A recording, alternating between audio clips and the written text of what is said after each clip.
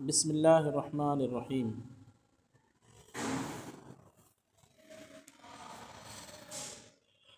بعد ھذا یحسن بک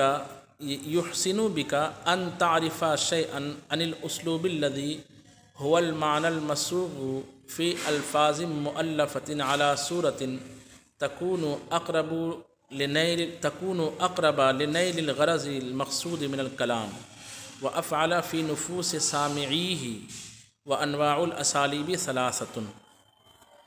یہ ایک تمہید باندھ رہے ہیں نیچے کے سبق کے لیے کہ ہم نے جو آپ کو یہاں تک بلاغت کے تعلق سے کچھ ہدایات بیان کی کہ جب آپ اپنے کلام کو پیش کریں تو ان میں کن باتوں کا خیال رکھیں۔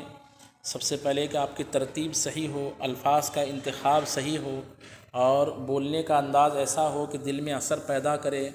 اسی طریقے سے جو ہے موقع اور محل کو دیکھنا بہت زیادہ ضروری ہے، اگر ایسا نہ ہو تو خوبصورت الفاظ بھی بیکار ہو جائیں گے۔ اب اس کے بعد کہتے ہیں کہ آپ کا جو انداز کلام ہے کس طریقے کا ہونا چاہیے۔ کچھ مواقع ایسے ہوتے ہیں کہ جب آپ کا انداز کلام بالکل کلین سادہ ہونا چاہیے، الفاظ بالکل بندھے بندھائے ہونے چاہیے اور پرمغز ہونے چاہیے، اس میں دلائل آپ کے زیادہ ہونے چاہیے، اگرچہ اس میں مقفع اور مسجع عبارتیں نہ ہو، اس میں گاڑے گاڑے الفاظ موجود نہ ہو، اس میں تشبیہ اور استعارات اور مجاز مرسل اور کنایہ وغیرہ کی تراکیب کا استعمال نہ ہو تو بھی چلے گا۔ آپ کا انداز جو ہے ایک بولنے کا ایک علمی انداز ہوتا ہے، ایک ادبی انداز ہوتا ہے، ایک علمی انداز ہوتا ہے، ایک ادبی انداز ہوتا ہے اور ایک خطابی انداز ہوتا ہے، مقررانہ انداز۔ تین طریقے سے آپ خطاب کرتے ہو۔ درسگاہ میں جب آپ بیٹھو گے تو اس وقت آپ کے بولنے کے لیے جو الفاظ آپ انتخاب کرو گے اس کا انداز کچھ اور ہوگا، اور جب مضمون نگاری اور خاص کر کے ادبی کوئی مضمون نگاری کرو گے، جیسے حالات پر لکھنا ہے یا مثال کے طور پر جو ہے غزل کے بارے میں لکھنا ہے، بلکہ غزل ہی لکھنا ہے، شاعری کرنی ہے یا نثر میں کچھ جو ہے ادبی باتیں لکھنی ہیں، تو وہاں اس کے لیے جو آپ الفاظ کا استعمال کرو گے کچھ اور ہوگا۔ اور ایک ہے کہ عوام میں جو آپ خطاب کرو گے، لوگوں سے بیان جو کرو گے اس کا انداز کچھ اور ہوگا۔ تو کلام کے بولنے کے اسلوب اور انداز تین طریقے کے ہوتے ہیں، ایک اسلوب علمی اور ایک اسلوب ادبی اور ایک اسلوب خطابی۔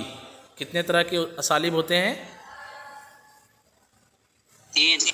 نام سے ہی جو ہے نا کچھ نہ کچھ آپ کے ذہن میں آ رہا ہوگا۔ اسلوب علمی کا مطلب ہوتا ہے کہ مثال کے طور پر آپ علم تفسیر بیان کرنے کے لیے بیٹھے ہیں، ٹھیک ہے، تو آپ کو کیا کرنا پڑے گا کہ قرآن کی آیت واضح انداز میں پیش کریں، اس کا پہلے صحیح ترجمہ کریں، پھر اس کے تعلق سے تفاسیر کی عبارتیں پیش کریں اور اس کے مفہوم کو اچھے انداز میں پیش کریں کہ اس کی ایک تفسیر یہ بیان کی گئی ہے، اس لفظ کا ایک یہ معنی بیان کیا گیا ہے، اس سے اس طرح کے مسائل کا استنباط ہوتا ہے، اس طرح کے عقیدے اس آیت سے بنائے جاتے ہیں، فلاں امام نے اس آیت کو اس مسئلے کے ثبوت میں پیش کیا ہے، فلاں امام نے اس مسئلے کے ثبوت میں پیش کیا ہے۔ اس طرح سے جو ہے آپ کو علمی باتیں کرنی پڑے گی۔ وہاں آپ یہ نہیں دیکھو گے کہ میرے انداز میں جو بول رہا ہوں اس میں جو ہے مقفع اور مسجع اور ہم وزن الفاظ کتنے آ رہے ہیں، سمجھ میں بات آ رہی ہے؟ وہاں آپ القاب اور جو آداب اور اس طرح کی چیزیں ہوتی ہے، کسی کی جیسے سوانح لکھنے بیٹھے تو وہاں ان کے بارے میں خاکہ پیش کرنے کے لیے آپ کو بہت خوبصورت الفاظ استعمال کرنے، تو اس طرح کرنے کی ضرورت نہیں ہے۔ آپ اتنا ہی کہہ دیں کہ علامہ بیضاوی نے ایسا فرمایا ہے، صاحب جلالین نے ایسا کہا ہے، اس طرح کی ہلکی پھلکی باتیں آپ کو کرنی پڑے گی۔ اس کو اسلوب علمی کہا جاتا ہے۔ ہاں، اسلوب علمی میں یہ بھی ہے کہ آپ کے پاس مواد ہونا چاہیے۔ کیا ہونا چاہیے؟ مواد ہونا چاہیے کہ آپ جب کسی چیز کو بولنا چاہیں، جیسے آپ مثال کے طور پر مورب مبنی کا بیان سمجھا رہے ہیں، یہ علمی اسلوب رہے گا آپ کو، یہ مورب مبنی کے حوالے سے آپ کو سمجھانا ہے طلباء کو، تو یہاں پہ مورب مبنی کے حوالے سے آپ کیا کیا جانتے ہیں، اس کے تحت کتنی مثالیں آپ کے ذہن میں ہیں، یہ کافی ہے۔ مورب مبنی کے بیان میں آپ جو ہے تقریر کرنا شروع کر دیں گے تو یہ نہیں چلے گا۔ آپ جو وہاں واقعہ بیان کرنا شروع کر دیں گے تو یہ نہیں چلے گا. یہ ایسا ہی ہو جائے گا کہ ایک بچہ دودھ کے لیے رو رہا ہے اور آپ اس کو لگے ہوئے ہیں مرغ مرغن اور بریانی اور چکن تندوری کھلانے کے چکر میں. آپ بولو گے یار اتنا اچھا تو کھانا ہے، میں اس کو دے ہی رہا ہوں. یہ نہیں چلے گا. بچہ جب روئے گا تو اس کو دودھ ہی پلایا جائے گا، ہے نا. جیسی عمر کا آدمی ہوگا اسی اعتبار سے اس کو خوراک دی جائے گی. بیمار آدمی کو بریانی نہیں دی جائے گی، اور جو بھوکا آدمی ہے اس کو سوکھی روٹی سے کام نہیں چلانا پڑے گا. مہمان جس مہمان کو آپ نے بلایا اس کو سوکھی روٹی اٹھا کے دے دیں اور بولے کہ یار یہ بہت زبردست غذا ہے، ڈاکٹر اس کو جو ہے ہاسپٹل میں کھانے کے لیے بولتا ہے کہ سادہ سادہ غذا کھاؤ، چٹنی اور روٹی. ایسا نہیں چلے گا. تو یہی ہوتا ہے کلام میں کہ کلام جس کے سامنے، جن بھوکے لوگوں کے سامنے آپ کلام پیش کر رہے ہیں، تو کلام کی حیثیت بھی ایک طرح سے میں اپنے طور پر سمجھانے کی کوشش کر رہا ہوں کہ کلام کی حیثیت بھی کھانے کی طرح ہے کہ سامنے والے کھانے والے لوگ کس طریقے سے. اگر ہاسپٹل میں کھانا دے رہے ہیں تو آپ کے کھانے کا نظام الگ ہوگا، جو آپ کھانا بناؤ گے اس کا نظام الگ ہوگا. اس میں مرچی کم ڈالو گے، تیل کم ڈالو گے، نمک کم ڈالو گے. ایسی چیزوں کا انتخاب کرو گے کہ جس میں جو ہے سامنے والے کو کھانا جلدی ہضم ہو جائے. وہ چیز ایسی نہ ہو جو زخم کو پکائے اگر آپریشن والے کو دے رہے ہو، وغیرہ وغیرہ، ہے نا. اور اگر آپ مہمانوں کو بلائے ہیں کھانا کھلانے کے لیے تو وہاں یہی چیزیں کا خیال نہیں کرو گے. آپ وہاں یہ نہیں بولو گے کہ یار وہ ڈاکٹر نے بولا ہے کہ مرچی کم کھانا ہے، مسالہ کم کھانا ہے، تیل کم کھانا ہے، اس لیے جو ہے نا ایک کام کرو مٹن بھی ہٹاؤ، چکن بھی ہٹاؤ، سادہ سادہ کھچڑا ابال کر کے سامنے والے مہمان کے سامنے رکھ دو، ختم بات. ایسا نہیں کرو گے. وہاں پہ ایک ایک چیز کا خیال کرو گے. آپ تیل بھی برابر پڑنا چاہیے، ہے نا، چکن آنا چاہیے، مٹن آنا چاہیے، جو آپ اپنے طور پر کوشش کر سکتے انتظام کر سکتے ہو وہ کرو گے.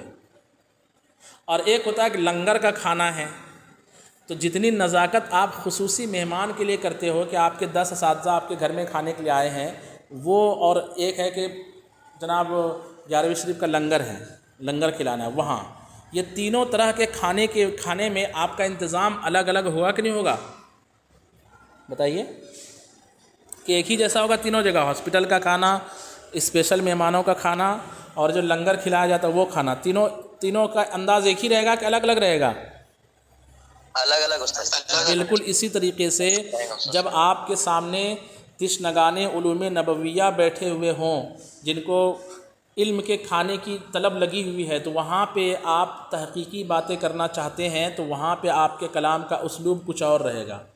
اور اگر آپ جو ہے ادب والے لوگوں میں بیٹھے ہوئے، جہاں علم ادب کے ماہرین بیٹھے ہیں، شعراء کی محفل جمی ہے، وہاں آپ جو بولو گے نا، وہاں ساری باتیں جو ہے نا وہ استعارہ میں، تو کنایہ میں، تو تشبیہ میں، تو مقفع، تو مسجع، تو جناب وہ قافیے کی رعایت ہونی چاہیے، بحر کی رعایت ہونی چاہیے. یہ ساری رعایت وہاں کرنی پڑے گی آپ کو.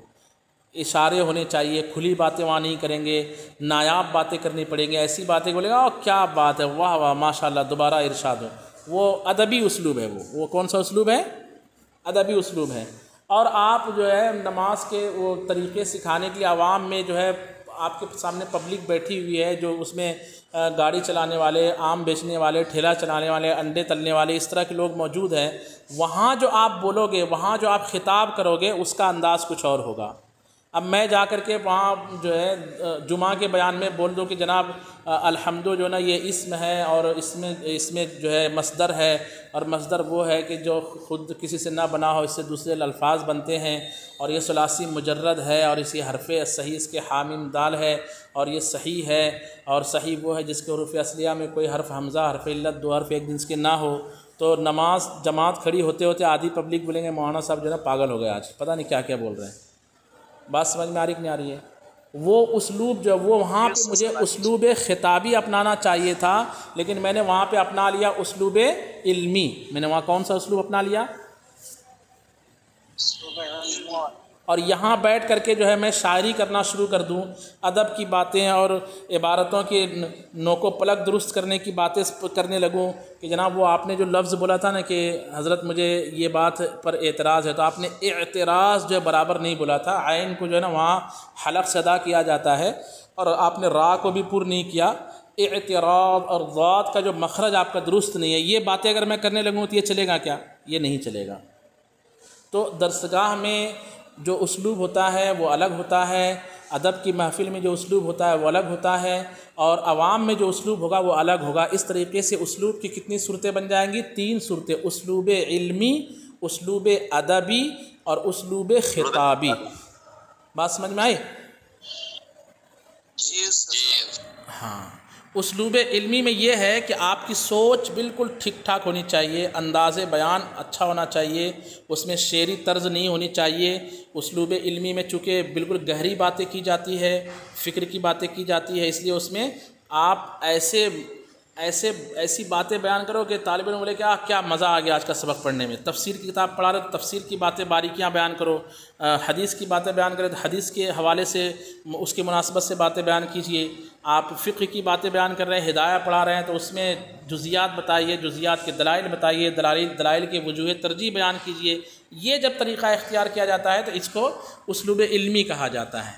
دیکھیے ترجمہ دیکھیے، کہتے ہیں بعد ھذا، ان باتوں کو بیان کرنے کے بعد، یحسن بک ان تعرف، آپ کے لیے اس بات کو پہچاننا حسین ہو، اچھا ہو گیا، اچھے طریقے سے آپ نے پہچان لیا ہوگا، شیئن کچھ چیزیں، عن الاسلوب، اسلوب کے تعلق سے، الذی هو المعنی المسوغ، جو اصل مقصود معنی ہوتا ہے، فی الفاظ مؤلفۃ، ایسے الفاظ میں جو مرکب ہوتے ہیں، علی صورت، ایسے طریقے پر، تکون اقرب لنیل الغرض المقصود من الکلام، کہ کلام سے غرض مقصود کو حاصل کرنے کے لیے جو سب سے زیادہ قریب ہو۔ یعنی آپ اسلوب میں ایسی ترتیبی الفاظ کا خیال رکھیں کہ اس کلام سے آپ جس غرض کو حاصل کرنا چاہتے ہیں اس غرض کو حاصل ہونے میں آپ کے وہ جملے قریب تر ہوں۔ یہ نہیں کہ آپ حاصل کرنا چاہتے ہیں عوام میں کہ ان کو اللہ کی حمد کی اہمیت بیان کرو اور وہاں حمد کی آپ تحقیق کرنا شروع کر دیے ہیں، صرفی اور نحوی تحقیق، یہ نہیں چلے گا۔ وَأَفْعَلَ فِي نُفُوسِ سَامِعِيهِ، اور اس کے سننے والوں کی دلوں میں زیادہ اثر انداز ہو۔ وَأَنْوَاعُ الْأَسَالِيبِ ثَلَاثَةٌ، تو اس طریقے سے اسلوب اور اسالیب کی 3 قسمیں ہیں۔ اسلوب بمعنی انداز، جس کو ہم کہتے ہیں انداز گفتگو، اسی کو کہا جاتا ہے اسلوب کلام۔ اسلوب کلام کی 3 قسمیں ہیں۔ الاسلوب العلمی، پہلا ہے اسلوب علمی، ہوا اہدأ الاسالیب، یہ سب سے کیا بولتے ہیں اثر انداز اور پیارا اسلوب ہے۔ اہدأ الاسالیب یہ سب سے پیارا اسلوب ہے۔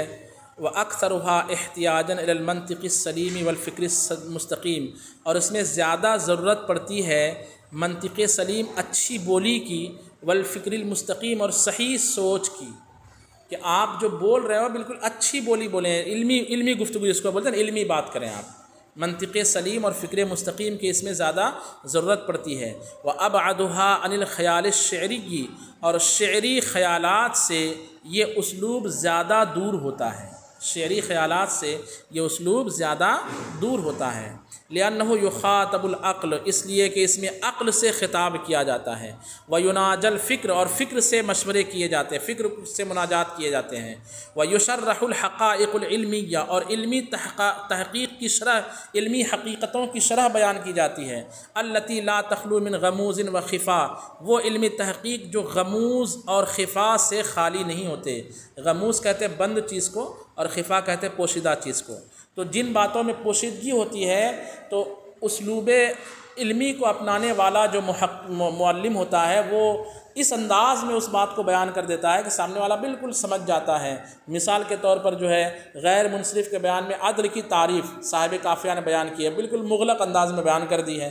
اب سامنے والا جو خطاب کرے گا طالب علم سے، جو کلام کا انداز اپنائے گا مدرس، اس کو یہ چاہیے کہ ایسا انداز اپنائے کہ اس تعریف میں جو غموز اور خفا کی باتیں ہیں وہ بالکل ظاہر و باہر ہو جائیں۔ تو وَأَظْهَرُ مِيزَاتِ هَذَا الْأُسْلُوبِ الْوُضُوحُ، اظہر مبتدا ہے، الوضوح خبر ہے، اور اس اسلوب کے زیادہ ظاہر خصوصیت وضاحت ہے۔ میزات کہتے ہیں خصوصیات کو، میزتن کا معنی خصوصیت ہے اور میزات کا معنی خصوصیات۔ وَأَظْهَرُ مِيزَاتِ هَذَا الْأُسْلُوبِ، اس اسلوب کی زیادہ ظاہر ترین خصوصیت کیا ہے؟ الوضوح، بولیے، وضاحت۔ ہاں، یعنی آپ علمی تحقیق بیان کرنا چاہتے ہیں تو جتنی زیادہ باتوں کی وضاحت کریں گے اتنا زیادہ سمجھ میں لوگوں کو بات آئے گی۔ ٹھیک ہے؟ جی استاد صاحب. ولا بد ان یبدؤ فیہ اثر القوۃ والجمال، اور ضروری ہے کہ آپ اس میں ظاہر کریں، لا بد ضروری ہے، ان یبدؤ کہ ظاہر ہو، فیہ اس میں یعنی اس اسلوب میں، اثر القوۃ والجمال، قوت اور خوبصورتی کا اثر، یعنی آپ کے کلام میں قوت پیدا ہو، آپ کے کلام میں ایسی خوبصورتی ہو، ایسی قوت ہو کہ سامنے والا کے دل جو ہے لبھا دے. وقوتہ فی سطوح بیانہ ورسانۃ حججہ، اور کلام کی جو قوت ہے وہ بیان کی دبدبے میں، سطوح بیانہ بیان کے روب میں ہے، ورسانۃ حججہ اور دلائل کے دبدبے میں ہے، کہ آپ کے بیان کا روب اور آپ کی دلیلیں اتنی پروقار اور اتنی زبردست ہونی چاہیے کہ سامنے والا کہے کہ ہاں یار اب بات سمجھ میں آ گئی. وَجَمَالُهُ فِي سَهُولَةِ عبارت، اور کلام کی خوبصورتی، یہ تو قوت ہے نا، قوت کیا ہے؟ قوتہ فی سطوح بیانہ، بیان کے دبدبے اور دلائل کی وضاحت میں اس کی قوت ہے، کلام کی قوت ہے.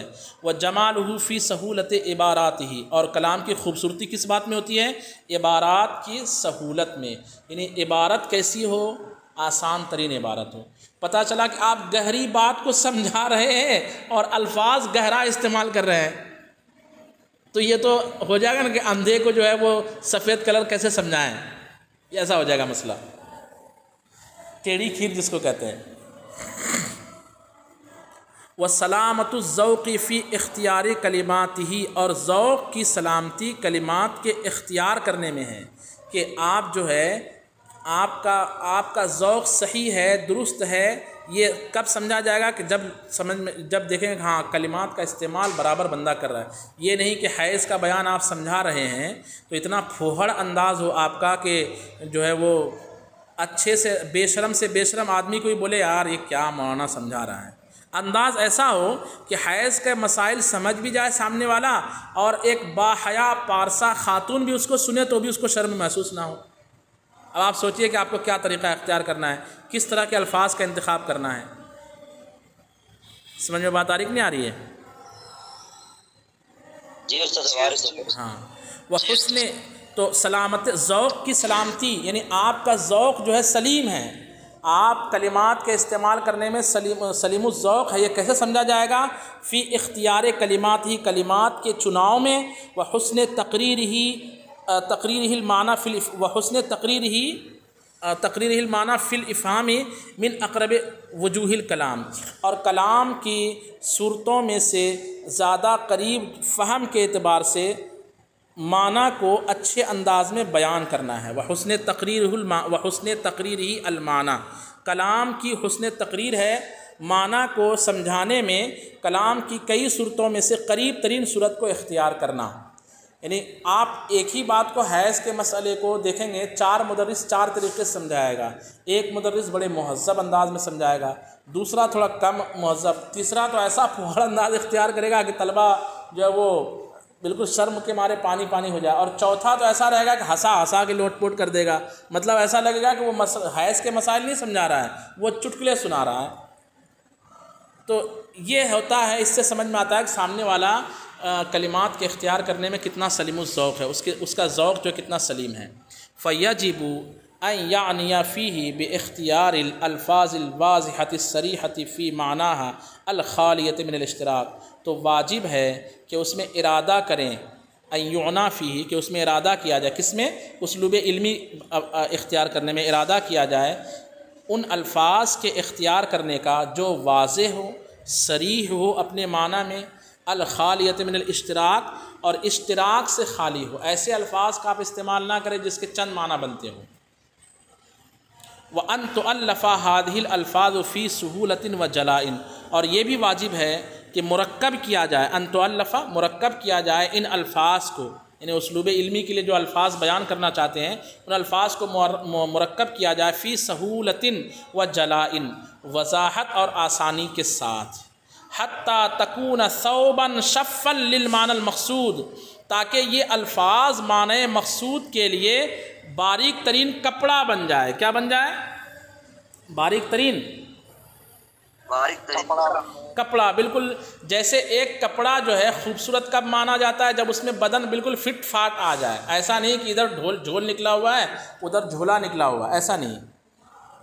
تو جو معنی کو آپ ادا کرنا چاہتے ہیں اس کے لیے یہ الفاظ کپڑے کے طریقے بن جائے کہ اس میں ہاتھ کے لیے الگ آستین ہو، ہے نا. پتہ چل رہا ہے کہ آپ نے آستین بنا دیا گلے کی طرح، اور گلے کا جہاں گلا گھسانا چاہیے وہاں آستین کی طرح بنا دیا کہ جا ہی نہیں رہا، اندر ٹائٹ بیٹھ رہا ہے، فٹ بیٹھ رہا ہے، کسی طرح کھینچ تان کر کے گھسا دیا آپ نے.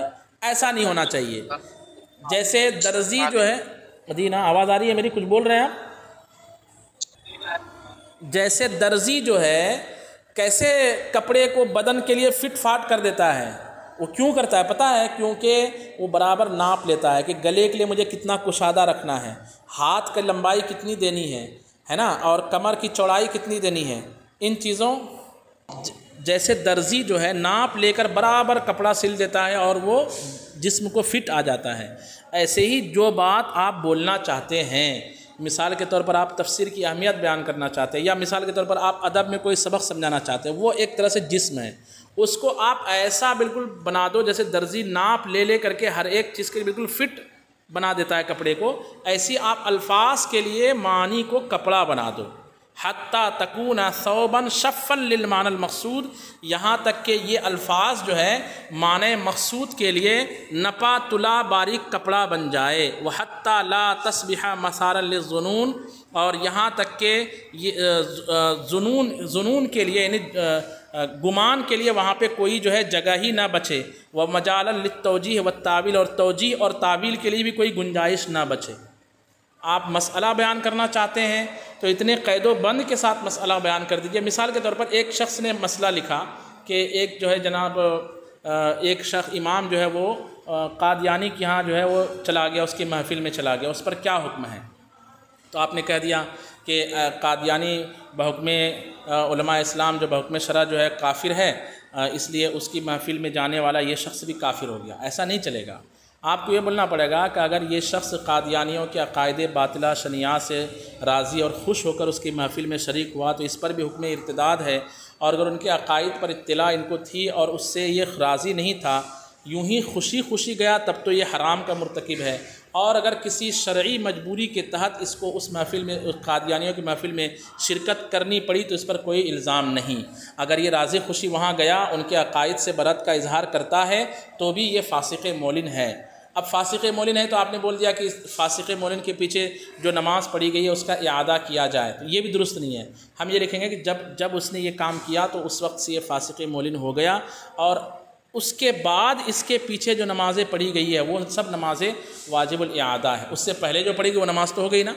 تو اس طرح قید و بند کے ساتھ آپ کو کوئی مسئلہ بیان کرنا ہے کہ اس میں تعویل کی اور توجیہ کی اور دوسرے گمان کی کوئی حاجت اور کوئی راستہ اور کوئی کھڑکی اس میں موجود نہ رہے. بات سمجھ میں آئی کہ نہیں آئی؟